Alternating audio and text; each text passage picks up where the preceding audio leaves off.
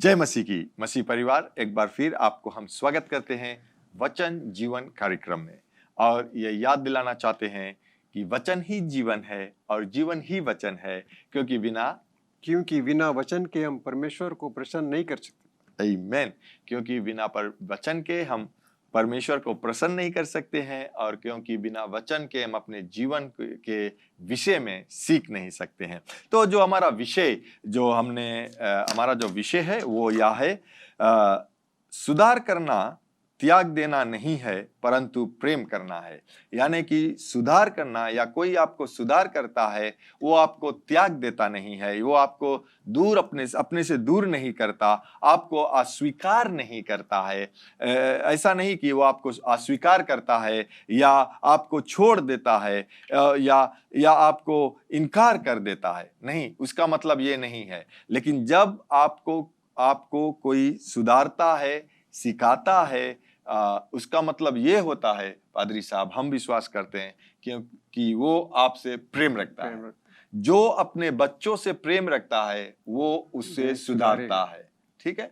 जो माता पिता अपने बच्चों से प्रेम रखता है, धर्मशास्त्र कहता है कि वो उसे छड़ी भी मारता है, क्योंकि छड़ी मारने से आपका बच्चा मर नहीं जाएगा लेकिन वो सीख जाएगा। लेकिन अगर आप उस छड़ी को दूर करते हो अपने बच्चों से, तो जरूर एक समय आएगा कि वो जरूर मर जाएगा। यानी कि ये हम कह सकते हैं कि वो ऐसे स्थानों पर फंस जाएंगे जहां से निकलना मुश्किल हो जाएगा। बहुत से लोगों के लिए निकलना नामुमकिन हो जाएगा। अगर कोई चोरी करता है ना, अगर शायद देखते हैं कि कोई बच्चे अगर चोरी कर लिया या किसी को चीज को उठा लिया है जो उसे नहीं उठाना चाहिए, हमें उसे देखकर हंसना नहीं, ये देखो ये चोटाड़ का, देखो उठा ली, नहीं, उसे में उसी समय सुधारना है कि ये किसी और का चीज है, ये गलत है। दूसरी बार करता है तो हमें छड़ी मारना है, वरना क्या होगा, वो बढ़ते बढ़ते वो स्थान पर आ जाएगा कि उसके लिए किसी को चीज उठाना, चोरी करना एक छोटा कार्य स्थाली हो जाएगा। और उसका जो परिणाम हो सकता है पादरी साहब, जो अगर वो पकड़ा जाता है तो क्या होगा, उसे जेल जाना पड़ेगा, उसे काल कोठरी में रखा जाएगा, या उसको जो सोसाइटी है, लोग बातें करने लगेंगे। लेकिन जब बच्चे छोटे रहते हैं, हम सिखाते हैं तो वो सुधर सकता है। इसके मतलब ये होता है कि सुधार करना त्याग देना नहीं है, क्योंकि ये जानते हैं कि बहुत आजकल के नौजवान या आजकल के जो लोग रहते हैं पादरी साहब, वो सुधरना ही नहीं चाहते हैं। वो उसको अगर सिखलाने जाए तो वो सीखना ही नहीं चाहते हैं।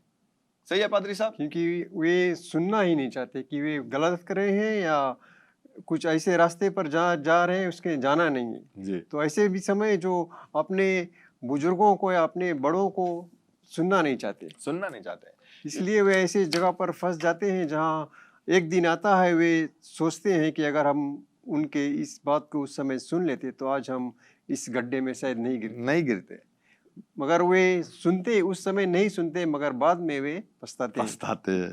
तो हमें पछताना नहीं है। अगर ज्ञानवान व्यक्ति यार वो रहता है जो दूसरों को बातों से सीखता है। मुझे अगर कोई बतलाए कि अपने हाथ को आग में लगा दो, मैं कभी नहीं लगाऊंगा, क्योंकि मैं जानता हूं, दूसरे से सीखा है या बढ़ते हुए जानता हूं कि अगर मैं अपने हाथ आग में लगाऊंगा तो मैं जल जाऊंगा, मुझे डॉक्टर को दिखलाना पड़ेगा, शायद कुछ दिन मैं काम पे नहीं आ पाऊंगा, तो मेरे जो नौकरी है, मेरा जो स्थान पर वहां पर प्रॉब्लम होगा, क्योंकि वैकेंट हो जाएगा।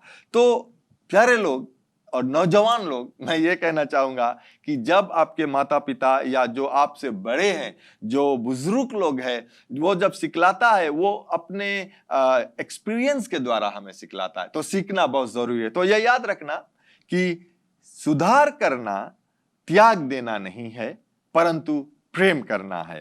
तो चलो, जो पिछले सप्ताह हमने पढ़ा था पादरी, प्रोवर्ब्स 1:33, वहां से हम शुरुआत को करते हैं और देखते हैं परमेश्वर क्या कहता है। परंतु जो मेरी सुनेगा वह निडर बसा रहेगा और विपत्ति से निश्चिंत होकर सुख से रहेगा। हिब्रूज 3:15, जैसा कहा जाता है, यदि आज तुम उसका शब्द सुनो तो अपने मनों को कठोर ना करो, जैसा कि क्रोध दिलाने के समय किया जाता है। आमीन। तो ओके, हम देखते हैं यहाँ पर जैसे हमने सुना कि परमेश्वर कहता है, पहला जो प्रोवेर्ब्स में कहता है कि जो मेरी सुनता है वह निडर बसा रहेगा, यानी कि बिना डर के बसा रहेगा, क्योंकि परमेश्वर के वचन को सुना, या परमेश्वर जो हम बतलाता है उसे हम सुनते हैं, वो हमें ज्ञान को देता है, तो हम निडर बसा रहेगा। आमीन। तो फिर हम देखते हैं कि सुधार करने का मतलब है किसी चीज या किसी व्यक्ति को ठीक या सही करने की क्रिया, प्रक्रिया या प्रगति करना है, सिखाना या शिक्षा देना है।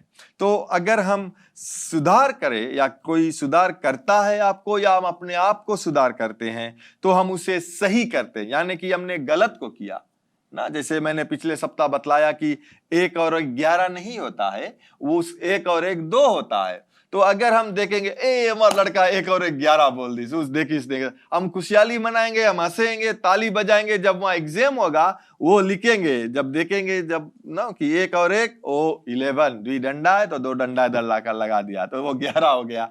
लेकिन जब वो टीचर मार्क करेगा, वो उसे गलत, उसे रॉन्ग कर देगा, तो वो बच्चा सोचेगा अरे मुझे कोई सिखाया नहीं, या मेरे पिताजी मेरे माताजी हंस रहे थे, मेरे परिवार मुझे देखकर वो चिया कर रहे थे कि सही क्या। नहीं, सुधार करने का मतलब किसी गलत चीज को सही करना है।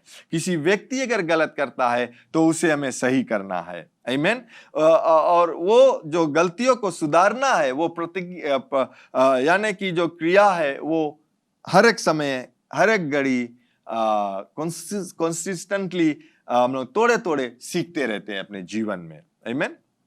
तो सुधार को स्वीकार करना क्यों जरूरी है? सुधार को स्वीकार करना क्यों जरूरी है? यदि हम यह स्वीकार नहीं करते कि हम गलतियां करते हैं और कभी कभी हमें अपने तरीके बदलने की आवश्यकता होती है, तो उसके नकारात्मक परिणाम हो सकता है। यानी कि जब हम ये नहीं मानते हैं कि हम गलतियां करते हैं और अपने जीवन में हमें सुधार, हमने कहा कभी कभी, लेकिन मैं ये कह सकता हूं कि हर एक वक्त हमें अपने जीवन में सुधार करना है। अगर हम नहीं करते हैं तो नकारात्मक परिणाम, यानी कि नेगेटिव रिजल्ट हमें मिलता है। हम गलत को करेंगे तो अभी जैसे अगर हम जब सम्स को नहीं जानते और गलत आंसर को लिखते हैं, तो हमें क्या मिलता है? 100 आउट ऑफ 100 की जगह हमें 99 आउट ऑफ 100 मिल सकता है। यानी कि जो उसका परिणाम रहता है वो गलत परिणाम रहता है। आमीन। तो अगर हम देखते हैं कि नीति वचन या प्रोवेर्ब्स 15:32 में कहता है, जो शिक्षा को अनसुनी करता है वह अपने प्राण को तुच्छ जानता है, परंतु जो डांट को सुनता है वह बुद्धि प्राप्त करता है। मैं फिर से पढ़ूं, ध्यान से सुनना। प्रोवेर्ब्स चैप्टर 15 वर्स 30 में तालिका ने 32 कहता है, जो शिक्षा को अनसुनी करता है, यानी कि जब कोई सुधार करता है, कोई सिखाता है और उसे अनसुनी करता है, वह अपने प्राण को तुच्छ जानता है। यानी कि अपने जीवन को, या अपने जीवन के विषय में, या अपने जीवन को कुछ वैल्यू ही नहीं देता है। क्योंकि क्या होता है कि परंतु जो डांट को सुनता है वो बुद्धि प्राप्त करता है। यानी कि कोई अगर आपको सिखलाता है, आपको डांटता है, हम लोग के टीचेबल स्पिरिट होना चाहिए। हम लोग के जो सिखलाने वाली आत्मा, अगर कोई सिखलाता है, जरूर हमारा जो कान रहता है वो तेज होना चाहिए कि हम सुन ले कि क्या अच्छे बातों को यह सिखलाता है। तो क्या होता है पादरी साहब, परमेश्वर हमें बतलाता है कि जो शिक्षा को अनसुनी करता है वह अपने प्राण को तुच्छ जानता है, लेकिन जो डांट को सुनता है, आजकल के लोग डांट को सुनना नहीं चाहते पादरी साहब, जो कहता है वही हम है। तो हम देखते हैं कि जरूरी है, धर्मशास्त्र हम देखते हैं ये जरूरी है कि हमें शिक्षा को प्राप्त करना है या डांट को सहना है कि हम अपने जीवन में सुधार कर ले। आमीन। तो चलो हम देखते हैं, परमेश्वर अपने वचन से हमें सुधार या हम ये जान ले कि परमेश्वर अपने वचन से हमें सुधारता है। तो पादरी हमारे लिए पढ़ेगा 2 तिमोथी चैप्टर 3 वर्स 16। संपूर्ण पवित्र शास्त्र परमेश्वर की प्रेरणा से रचा गया है और उपदेश और समझाने और सुधारने और धार्मिकता की शिक्षा के लिए लाभदायक है। हालेलुया। परमेश्वर का वचन, राइट, जो यहाँ पर लिखा है संपूर्ण पवित्र शास्त्र यानी कि परमेश्वर का जो वचन है उसके द्वारा हमें सिखलाया जाता है, हमें सुधार किया जाता है, हमें शिक्षा देने के लिए लाभ है। कौन सी है? परमेश्वर का वचन। तो अगर हमें अपने जीवन में किसी भी चीज के लिए सुधार करना है पादरी साहब, हमें किसी के पास भागना नहीं है, हमें सिर्फ प्रभु यीशु मसीह के पास जाना है और वो अपने वचन से जरूर हमें सिखलाएगा कि किस तरह से हमें अपने जीवन को व्यतीत करना है। प्रोवेर्ब्स 3:11 से लेकर 12 तक पढ़िए पादरी साहब। हे मेरे पुत्र, यहोवा की शिक्षा से मुंह ना मोड़ना, हालेलुया। और जब वह तुझे डांटे तब तू बुरा ना मानना। आमीन। जैसा पिता अपने प्रिय पुत्र को डांटता है, वैसे ही यहोवा जिससे प्रेम रखता है उसको डांटता है। आमीन। हे मेरे प्रिय पुत्र, परमेश्वर हमें अपने पुत्र की दर्जा दिया है। कितने ही नम्रता से उसने हमें अपना चाहा है, अपने पुत्र के समान उसने हमसे प्रेम रखा है। आमीन। कि और कहता है कि दाऊद कहता है सोलोमन से, लेकिन आज हम ये वचन को देखते हैं अपने लिए। परमेश्वर हमसे कहता है और कहता है कि यहोवा की शिक्षा से मुंह ना मोड़ना, क्योंकि जब यहोवा की शिक्षा या परमेश्वर की शिक्षा से हम मुंह मोड़ लेते हैं, हम अपने जीवन को तुच्छ जानते हैं, या हम अपने जीवन, ये जो जीवन हमें मिला है, हम उसे वैल्यू ही नहीं देते पादरी साहब कि हम आगे बढ़ सके। आमीन। तो हिब्रूज के किताब में चलो पढ़ते हैं 12:5 से लेकर 11 तक। परमेश्वर द्वारा ताड़ना या परमेश्वर के द्वारा हमें शिक्षा मिलता है, सिखलाता है। और तुम उस उपदेश को जो तुम को पुत्रों के समान दिया जाता है भूल गए हो।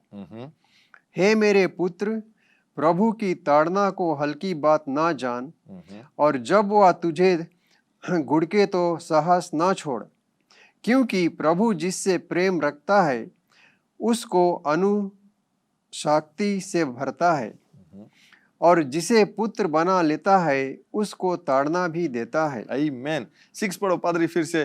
क्योंकि प्रभु 6 क्योंकि प्रभु जिससे प्रेम रखता है, जिससे प्रेम रखता है, तो वो क्या करता है? उसको अनुशक्ति भी भरता है, अनुशक्ति से भरता है। राइट। शक्ति यानी कि सामर्थ्य से भरता है। और जिसे पुत्र बना लेता है उसको ताड़ना भी देता है। उसको ताड़ना यानी कि उसको सिखलाता है, डांटता है। जब गलती करता है तो डांटता है या सिखलाता है, क्योंकि परमेश्वर हमसे प्रेम रखता है। आमीन।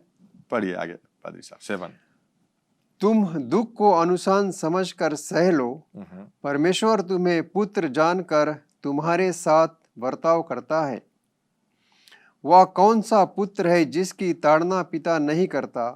यदि वह ताड़ना जिसके भागी सब होते हैं तुम्हारी नहीं हुई, तो तुम पुत्र नहीं पर वे विचार की संतान ठहरे। फिर जबकि हमारे शारीरिक पिता भी हमारी ताड़ना किया करते थे और हमने उनका आदर किया, तो क्या आत्माओं के पिता के और भी अधीन ना रहे जिससे हम जीवित रहें? वे तो अपनी अपनी समझ के अनुसार थोड़े दिनों के लिए ताड़ना करते थे, पर या तो हमारे लाभ के लिए करता है कि हम भी उसकी पवित्रता में भागी हो जाएं। 11 आत्मिक जीवन शक्ति का निविकारण है, और वर्तमान में हर प्रकार की ताड़ना आनंद की नहीं पर शोक की बात दिखाई पड़ती है। तो भी जो उसको सहते सहते पक्के हो गए हैं, बाद में उन्हें चैन के साथ धार्मिकता का प्रतिफल मिलता है। बाद में उनको चैन के साथ धार्मिकता का प्रतिफल मिलता है। यानी कि धार्मिकता का मतलब क्या है? परमेश्वर के सामने हम खड़े हो सकते हैं। ठीक है। तो ये हम कह सकते हैं कि जब हमें सिखलाया जाता है तो हमें उसे तुच्छ नहीं जानना या उस सिखलावट के विरोध में नहीं हमें आना है, लेकिन उस सिखलावट को हम ले लेते हैं। उसका जो परिणाम हम देखते हैं यहाँ पर जो अंत में लिखा है, वो धार्मिकता का प्रतिफल मिलता है। यानी कि जो फलवंत हम हो सकते हैं, जो फल हमारा है वो मीठा हो सकता है। आमीन। प्रोवेर्ब्स 6:23 आज्ञा तो दीपक है और शिक्षा ज्योति है, और अनुशासन के लिए दी जाने वाली डांट जीवन का मार्ग है। आमीन। प्रोवेर्ब्स 8:33। आज प्यारे लोग, मैं ये दिखलाना चाहता हूं कि परमेश्वर सिखलाने के विषय में या शिक्षा देने के विषय में, सुधार करने के विषय में अपने वचन से हमें क्या सिखलाता है। तो आप लिख भी सकते हो, बाद में जाकर पढ़ना, लेकिन आज पादरी हमारे लिए पढ़ता है। शिक्षा को सुनो और बुद्धिमान हो जाओ, उसको अनुशासन ना करो। आमीन। शिक्षा को सुनो और बुद्धिमान हो जाओ, यानी कि जब हम सुधारपन अपने जीवन में लाते हैं तो ये त्यागपन नहीं होता है, लेकिन क्या होता है, हम उसे बुद्धिमान या बुद्धिपन में आ जाते हैं, हम ये कह सकते हैं ना। तो सुधार करना, याद रखना, सुधार करना त्याग देना नहीं है, प्रेम करना है। और जब हम सुधार को अपने जीवन में लाते हैं तो हम बुद्धिमान भी होते हैं। प्रोवर्ब्स 9:7 से लेकर 10 तक पादरी।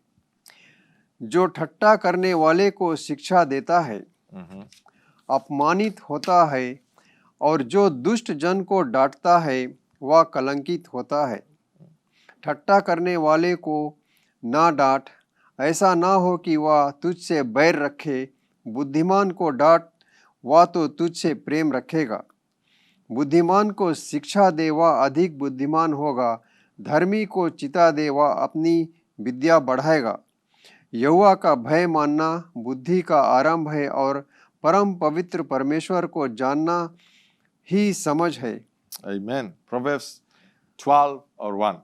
जो शिक्षा पाने से प्रतीति रखता है वह ज्ञान से प्रति रखता है, परंतु जो डांट से बैर रखता है वह पशु के समान मूर्ख है।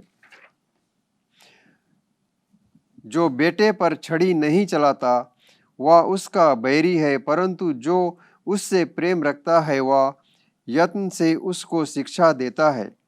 धर्मी पेट भर खाने पाता है, परंतु दुष्ट भूखे ही रहते हैं। आमीन।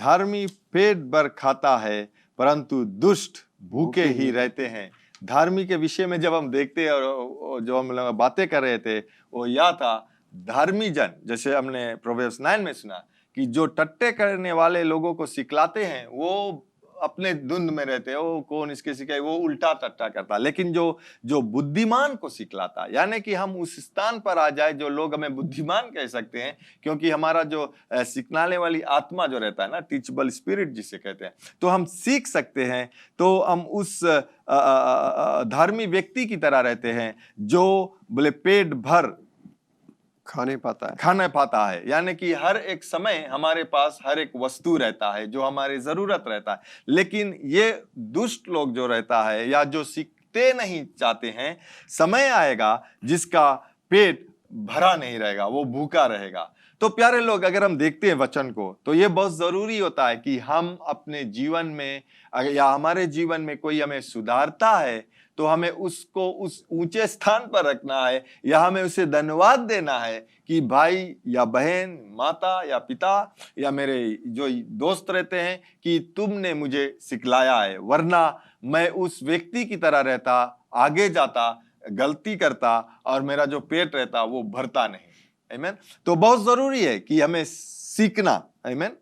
प्रोवर्ब्स 22:15 देखते हैं। लड़के के मन में मूर्खता की डांट बंधी रहती है, परंतु अनुशासन की छड़ी के द्वारा वह खोलकर उससे दूर हो जाती है। आमीन। सो बहुत जरूरी है कि हमें छड़ी इस्तेमाल करना।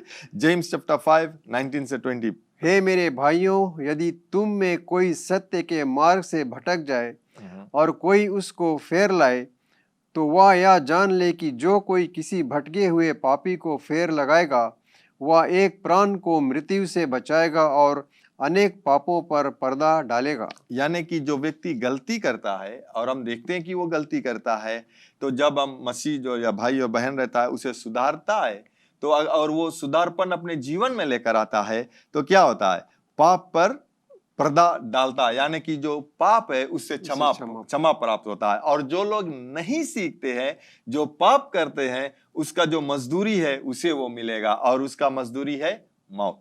आमीन। सो रोमन्स चलो रेवलेशन में देखते हैं प्रभु पादरी साहब।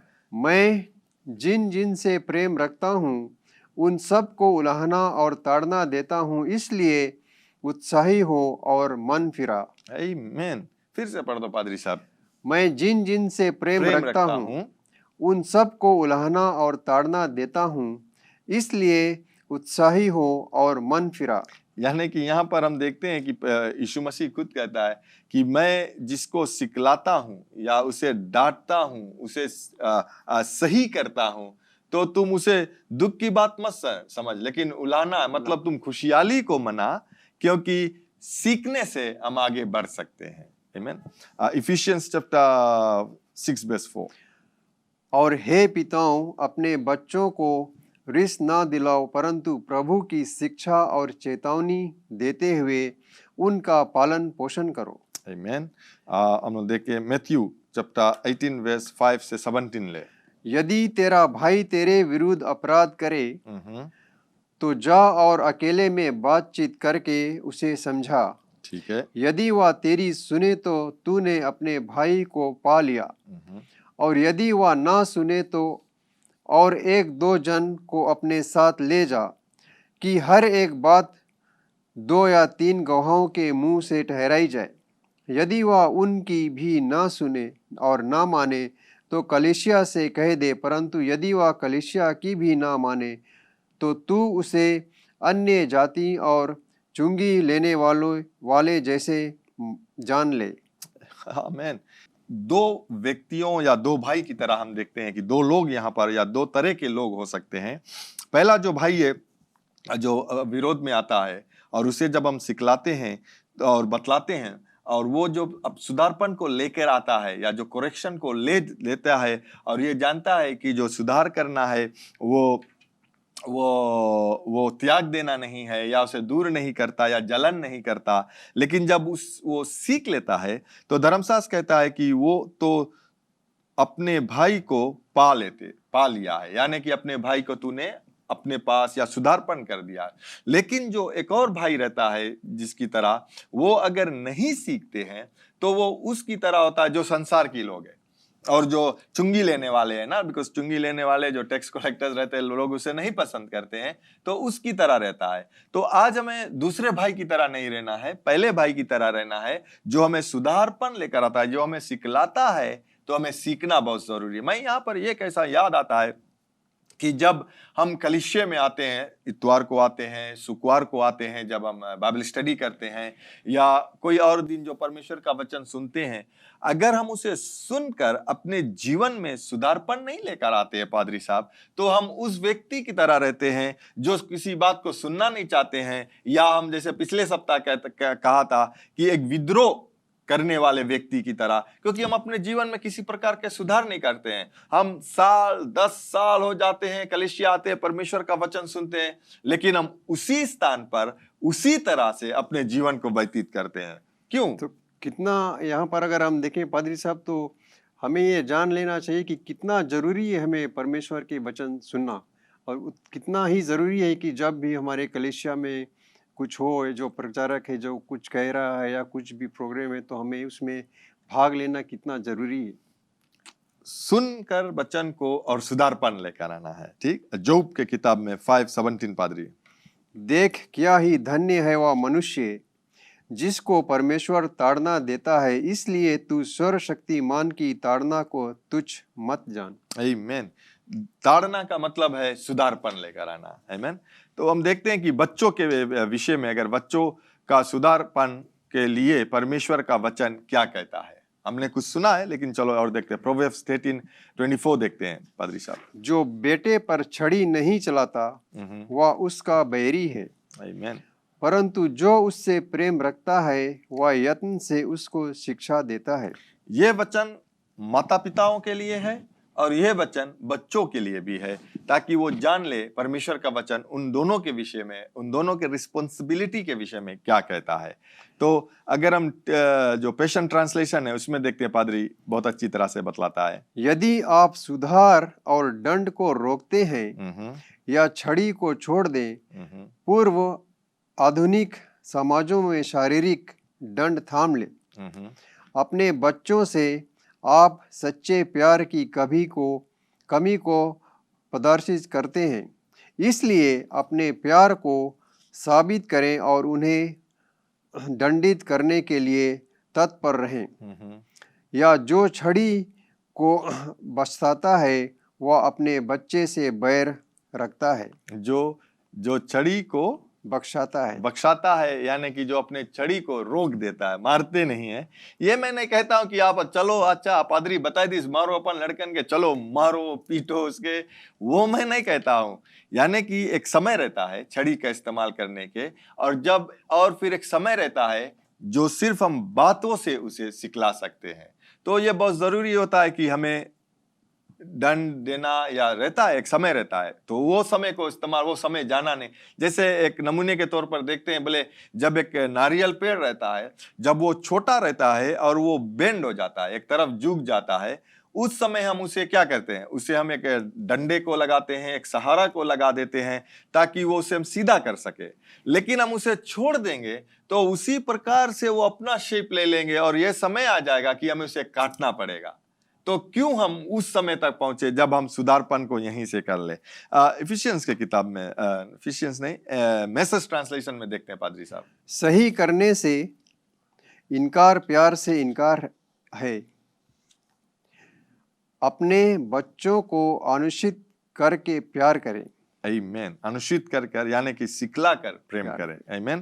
प्रोवर्ब्स 19:18, लड़के के मन में मूर्खता की ठाट बंधी रहती है, परंतु अनुशासन की छड़ी के द्वारा वह खोलकर उससे दूर की जाती है। आमीन। प्रोवर्ब्स 22:15, लड़के की ताड़ना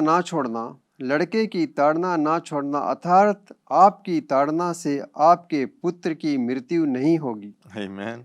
परंतु आपका उसको ताड़ना ना देना उसे बुराई की मृत्यु की ओर ले जाएगा, क्योंकि यदि तू उसको छड़ी से मारे तो वह ना मरेगा। आमीन, ना मरेगा।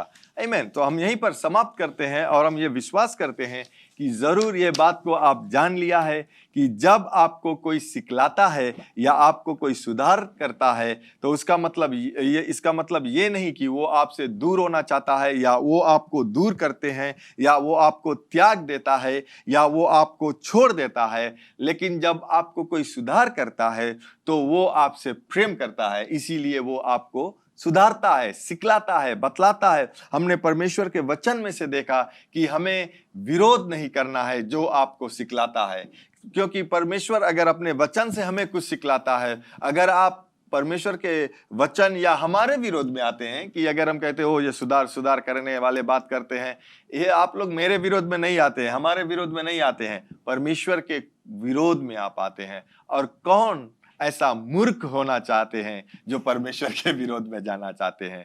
तो प्यारे लोग, यहीं पर हम समाप्त करते हैं और हम प्रार्थना के द्वारा समाप्त करें।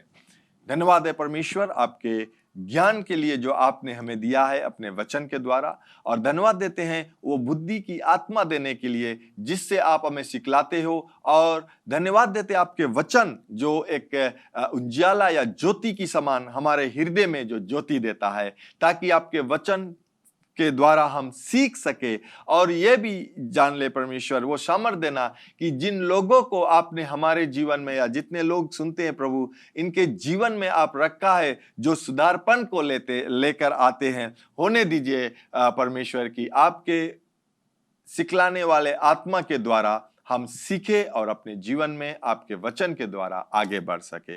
यीशु के पवित्र नाम से आमीन।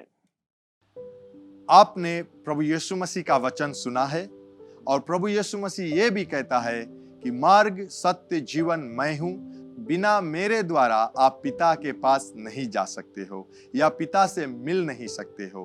तो प्रभु यीशु मसीह को अपने जीवन में आप ग्रहण करना चाहते हो, उसको अपने जीवन में लेना चाहते हो ताकि आप उद्धार पा सकते हो, क्योंकि ये भी कहता है वचन कि जब आप अपने मुख से कहते हो कि प्रभु यीशु मसीह, परमेश्वर ने प्रभु यीशु मसीह को जिलाया है और अपने हृदय में इन बातों को विश्वास करते हो तो आप उद्धार को पाते हो। तो अगर आप अपने जीवन को प्रभु यीशु मसीह के देना चाहते हो और पवित्र आत्मा को अपने जीवन में लेना चाहते हो तो मेरे बाद में इस प्रार्थना को आप कीजिए।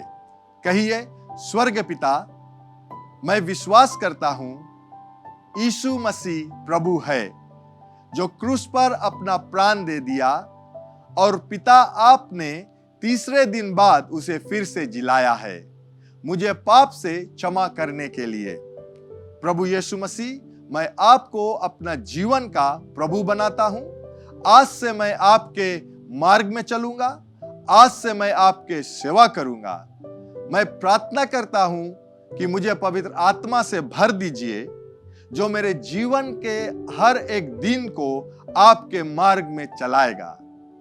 यीशु मसीह के नाम से मैं ये प्रार्थना करता हूं, आमीन। अगर आपने इस प्रार्थना को किया है पहली बार, तो जरूर आप हमें संपर्क कीजिए, ताकि हम आपको वचन जीवन में आगे बढ़ने के लिए सिखला सके। और आपको हम धन्यवाद देना चाहते हैं हमारे साथ में शामिल होने के लिए आज।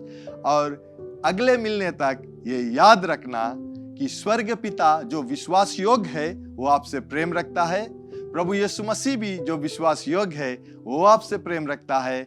यहाँ JCLM में हम लोग आपसे प्रेम रखते हैं, आपके लिए प्रार्थना करते हैं, और यीशु मसीह ही प्रभु है। Bye bye. Learn more from God's Word and send us your prayer request by visiting our website www.jclm.org, or you can like our Facebook page, Jesus Christ is Lord Ministries, to keep up with the now word of the Lord for the season. Follow us on Instagram, JCLM Fiji. Better still, subscribe to our YouTube channel, JCLM Fiji, to receive the latest teaching of God from the ministry. If you like to host Brother Brian for teaching and ministering at your church, or host a conference, you can contact our church office 3315202.